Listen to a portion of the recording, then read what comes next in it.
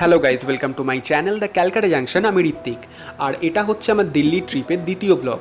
আগের ব্লগে তোমরা দেখেছিলে কিভাবে আমি কলকাতা থেকে দিল্লি পৌঁছেছিলাম, আর আজকের ব্লগে তোমাদের নিয়ে যাব দিল্লির একদম ডেলি লাইফস্টাইল, একদম মার্কেট এক্সপ্লোর আর মেট্রো জার্নির মধ্যে।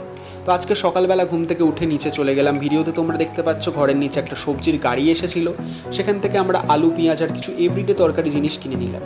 তারপরে ঘরে এসেই তাড়াতাড়ি করে ব্রেকফাস্ট রেডি করতে শুরু করলাম। আমি আজকে সবার জন্য ম্যাগি বানিয়েছিলাম।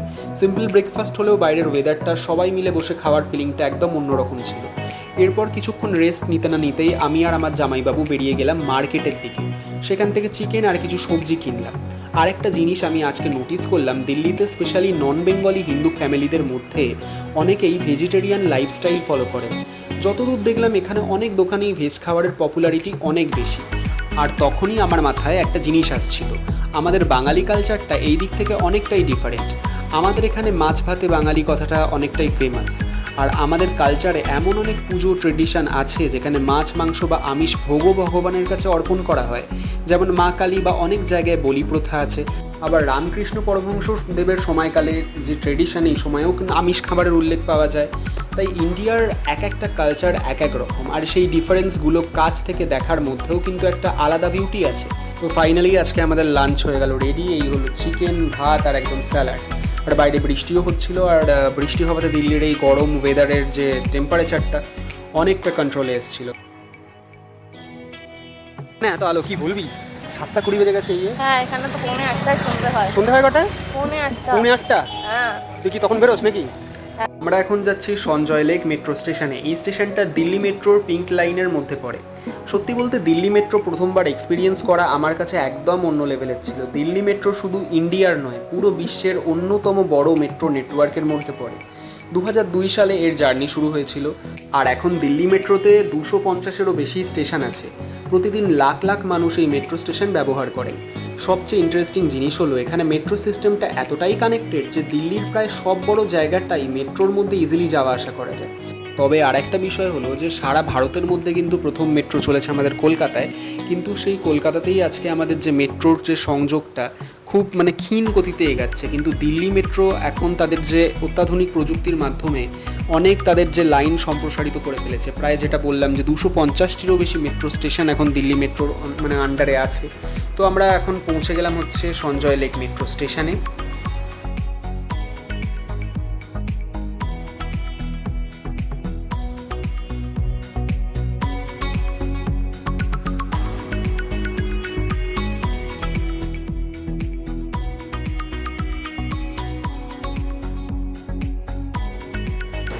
তো এখন আমি আছি সঞ্জয় লেক মেট্রো স্টেশনে। আমি প্রথমবার কলকাতা মেট্রো ছেড়ে এখন দিল্লি মেট্রো প্রথমবার ট্রাভেল করবো।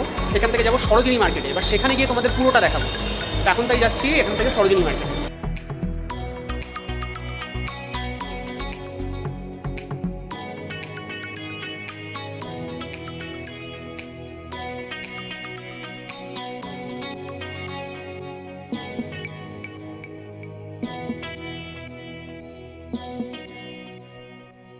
তো দেখতে দেখতে এসে গেল আমাদের মেট্রো। তো এই মেট্রো ধরে আমরা যাব সরোজিনী নগরে। আর একটা বিষয় এখানে না বললেই নয়, যেটা আমাকে অবাক করলো দিল্লি মেট্রোর ক্ষেত্রে, এখানে কিছু কিছু মেট্রো টোটালি হচ্ছে অটোমেটেড। এখানে কোনো ট্রেনের চালক নেই, টোটাল সিস্টেমটাই হচ্ছে অটোমেটেড। কিছু কিছু স্টেশন ট্রেনের ক্ষেত্রে এটা আমি বলছি, নির্দিষ্ট স্টেশনে ট্রেনটা দাঁড়াবে নির্দিষ্ট সময় অন্তর, আবার অটোমেটিক ছেড়ে নির্দিষ্ট গন্তব্যে এগিয়ে চলবে। এই মেট্রোর ভেতরেও আমি কিছু সেম জিনিস লক্ষ্য করলাম যেটা আমাদের কলকাতা মেট্রোতেও আছে। সেটা হচ্ছে যে কিছু কিছু দরজার ওপরে পুরো একেবারে দিক নির্দেশনা করা আছে, একদম পুরো ম্যাপ করে করে মার্ক করা আছে কোন স্টেশন থেকে কোন স্টেশনে আমরা কোন কোন স্টেশনের পরে কোন স্টেশন আছে। আবার ইন্টারচেঞ্জ করার জন্য পার্পেল লাইন থেকে এই লাইনে যাওয়ার জন্য, অন্য আবার লাইনে যাওয়ার জন্য কোন স্টেশনে নামতে হবে, চেঞ্জ করতে হবে। তো পুরো বিষয়টাই এখানে সুন্দর করে বোঝানো আছে।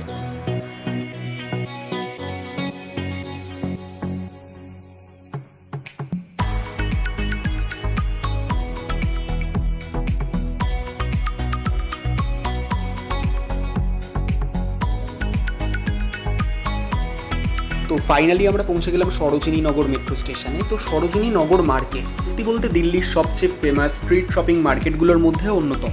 এই মার্কেটের নামকরণ করা হয়েছে স্বাধীনতা সংগ্রামী সরোজিনী নাইডুর নামে। আর এই জায়গার স্পেশালি ফেমাস লো প্রাইসে ফ্যাশনেবল শপিংয়ের জন্য। অনেক সময় বড় বড় ব্র্যান্ডের এক্সপোর্ট সারপ্লাস বা লেফট ওভার কালেকশন এখানকার দোকানে অনেক কম দামে পাওয়া যায়। তাই এখানে শুধু দিল্লির মানুষ নয়, বাইরে থেকেও অনেক ট্যুরিস্ট শপিং করতে আসে। ভিডিওতে তোমরা দেখতে পাচ্ছ চারিদিকে শুধু দোকান আর ক্রাউড। কেউ জামা কাপড় দেখছে, কেউ বার্গেনিং করছে, আবার কেউ স্ট্রিট ফুড খেতে মার্কেটে ঘুরছে। আর একটা জিনিস অনেস্টলি বলতে হবে, সরোজিনী মার্কেটের এনার্জিটাই আলাদা। এখানে ঢুকেই মনে হয় পুরো মার্কেটটা যেন ননস্টপ চলতেই থাকছে।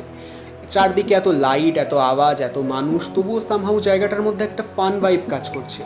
আমরাও ধীরে ধীরে মার্কেটটাকে এক্সপ্লোর করতে শুরু করলাম। কিছু শপিং করলাম, কিছু জিনিস শুধু দেখলাম, আর কিছু জায়গায় শুধু দাঁড়িয়ে ক্রাউডটাকে অবজার্ভ করছিলাম। ভিডিওতে তোমরা দেখতে পাচ্ছ ফ্যাশনেবল জ্যাকেট থেকে শুরু করে over size T shirt, shoes, bag, accessories সমস্ত কিছুই এখানে পাওয়া যায়। আর দাম শুনলে তো আর এক অবাক লাগবে। অনেক জিনিস এত কম প্রাইসে পাওয়া যায় যে বার্গেনিং করলে আরও কমে যায়। কিন্তু কিছু কিছু জায়গায় এখানে আমি দেখতে পেয়েছি যে ফিক্সড প্রাইস লেখা আছে, যদিও সেই প্রাইসটা অনেকটাই কম। আমরা বেশ কিছুক্ষণ ধরে পুরো মার্কেটটা ঘুরলাম, আর অনেস্টলি ক্যামেরাটা সবটা ক্যাপচার করতে পারলেও রিয়েল ভাইবটা সামনে থেকেই আমি ফিল করতে পেরেছি। তো ফাইনালি আমি এখন এসে গেছি সরোজিনী মার্কেট। পুরো দেখতেই পাচ্ছ তোমরা, পুরোটাই আমি তোমাদের দেখানোর চেষ্টা করবো। আর এখানে খুব একটা কথা বলে লাভ হবে না, কারণ এখানে অনেকটা নয়েজ আছে। পরে আমি এটাকে ভয়েস ওভার করে তোমাদেরকে পুরো ডিটেলসটা বলে দেবো। আমি এখন পুরো ভিডিওটা নেওয়ার চেষ্টা করছি, নিয়ে লাস্টে তোমাদের পুরো ডিটেলসটা বলে দেবো কীভাবে আসতে হবে। আর এখানে প্রত্যেকটা জিনিসের দাম খুবই চিপ প্রাইস, সেটাও তোমাদের দেখিয়ে দেবো।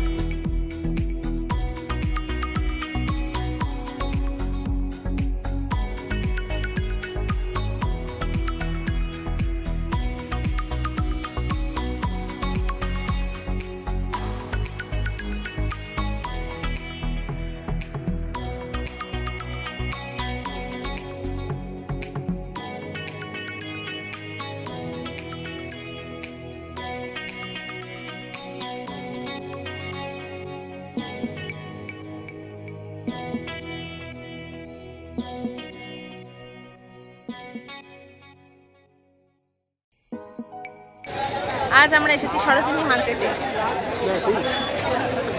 সরোজিনী মার্কেটে। আমরা সঞ্জয় লেক থেকে মেট্রো ধরে নেমে গেছি হচ্ছে সরোজিনী নগরে। আর সেখানে নেমেই একটা বিরাট মার্কেট তোমরা দেখতেই পাচ্ছ এই যে। আর তুই কি বলবি বল? আজ আমরা এসেছি সরোজিনী মার্কেটে। এই স্ক্রিপ্টটা হয়ে গেছে, আর লাইনও রেগাচ্ছে না। আজ আমরা এসেছি সরোজিনী মার্কেটে। এই নিয়ে তিনবার বলেছে আজ আমরা এসেছি। এবার বল। না,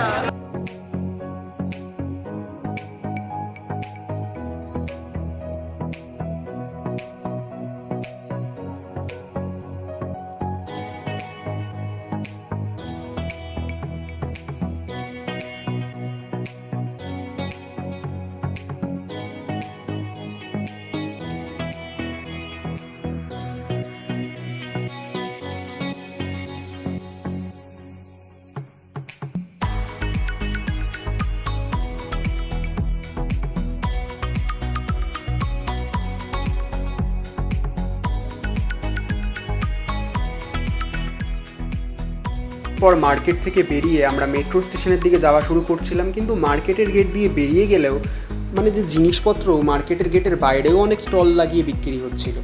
আর মার্কেটের গেট থেকে বেরিয়ে মেট্রো স্টেশনের সামনে যেতেই দিদির আবার মেট্রো স্টেশনের সামনে থেকে বসানো কিছু স্টলের কিছু জিনিস পছন্দ হয়ে গেল।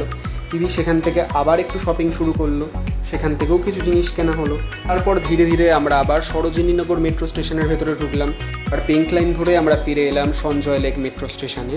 আর দিল্লি মেট্রোর একটা জিনিস আমার খুবই ভালো লেগেছে, এখানে পুরো সিস্টেমটা খুব ফাস্ট, ক্লিন আর অর্গানাইজড। স্টেশনের ভেতরের এনভায়রনমেন্ট থেকে শুরু করে সিকিউরিটি সিস্টেম সব কিছুই বেশ অ্যাডভান্স লাগলো আমার।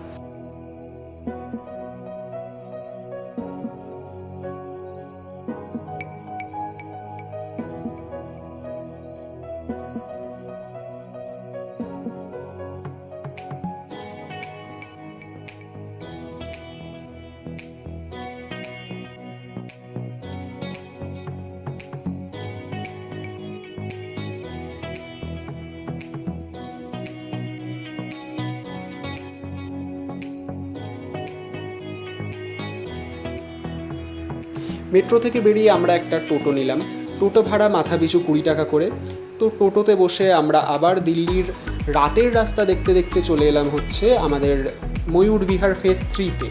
যেহেতু সকালবেলায় আমাদের ঘরে চিকেন কড়াই ছিল, আর তাই ভেবেছিলাম আমরা বাইরে থেকে বেশি কিছু খাবো না, তাই আমরা কিছু রুমালি রুটি নিয়ে নিলাম, কারণ কিছু সেই চিকেনটা দিয়ে আমরা খেতে পারবো। আর কিছু হেভি না খেয়ে আমরা ভাবলাম যে কিছু স্ট্রিট ফুড খাওয়া যাক। তারপরেই শুরু হলো দিল্লির ফুচকার এক্সপিরিয়েন্স। সত্যি বলতে আমি এর আগে উত্তরপ্রদেশের ফুচকা খেয়েছিলাম, কিন্তু সেটা আমার পার্সোনালি খুবই জঘন্য লেগেছিল। সেটা আমার পার্সোনাল ওপিনিয়ন, কারণ আমরা বেসিক্যালি ফুচকাতে আলু দিয়ে খেয়ে অভ্যস্ত, যেটা আমাদের কলকাতার চল। আর তবে দিল্লির ফুচকাটা একটু ডিফারেন্ট লাগলো। পুরোটার টেস্ট কলকাতার মতো না হলেও একটা অন্যরকম ফ্লেভার ছিল। আর ফুডের ক্ষেত্রে একটা জিনিস বুঝলাম, প্রত্যেক শহরের নিজস্ব একটা টেস্ট থাকে। কোথাও স্পাইসেস বেশি, কোথাও ফ্লেভার আলাদা, কোথাও আবার প্রিপারেশন কমপ্লিটলি ডিফারেন্ট। একদিকে মেট্রো জার্নি, একদিকে Sarojini market explore, shopping, rain vibe, Delhi street food, সব মিলিয়ে দিনটা একদম মেমোরেবল কাটলো। আর সামনে আসছে আরও অনেক এক্সাইটিং দিল্লি ব্লগ, তো স্টে টিউনড।